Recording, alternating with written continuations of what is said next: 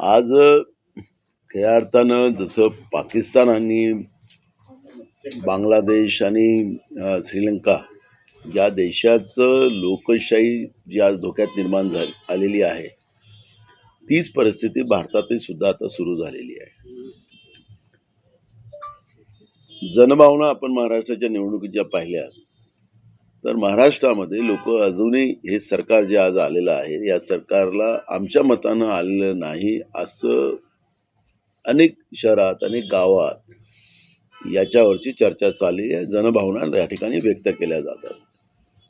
मार्कंडवाडीमध्ये ज्या पद्धतीनं मकपोल करण्याचा त्यांनी प्रयत्न केला, पण त्याला शासनाने त्यांचा आवाज दाबण्याचं काम केलेलं आहे. अनेक गावात आता ग्रामसभेचे ठराव सुरू झालेत. ही मार्कंडवाडीची घटना नुसती महाराष्ट्रापुरतच राहिली नाही, तर देश पातळीवर आणि जागतिक पातळीवर याच्यावरची चर्चा सुरू झाली. भारतासारख्या बलशाली लोकशाहीचा देश असं याची किमया पूर्ण जगात होती, पण भारताची लोकशाही आता धोक्यात आली, नीती आहे ही आता जागतिक पातळीवर चर्चा सुरू झालेली आहे. जे काही आता जे सरकार झालं त्यांना जे असुरी बहुमत मिळालं आणि पहिल्याच दिवशी सभागृहामध्ये विधानसभेच्या अध्यक्षाच्या अभिनंदनाच्या प्रस्तावावर सरकारने अभिनंदन वेगळं राहिलं आणि राजकीयच भाषण करताना आपण दोन उपमुख्यमंत्र्यांना पाहिलं. म्हणजे सत्तेमध्ये कसा माज आलेला आहे ही दर्शन पूर्ण महाराष्ट्र बघत होतं. एका आमदारांनी तर शपथ घेत असताना सांगितलं की कारण म्हणावं लागतं मी निवडून आलो आहे म्हणून, त्यांनी सांगितलं मी निवडून आलो नाही म्हणून. अशा पद्धतीचं शपथ घेताना त्यांनी वक्तव्य केलं, ते रेकॉर्डवर आहे.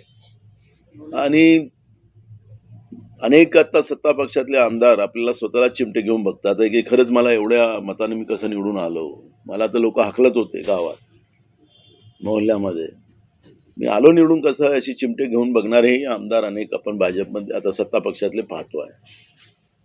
माझं एवढंच म्हणणं आहे की ऑपरेशन कमळ वगैरे हे जे काही पद्धत आता या देशामध्ये आलेली आहे, म्हणजे इकडे निवडणूक आयोग आणि बीजेपी मिळून त्यांना जो कारभार लोकांच्या मतावर डाका टाकण्याचा करता येतो तो करतातच,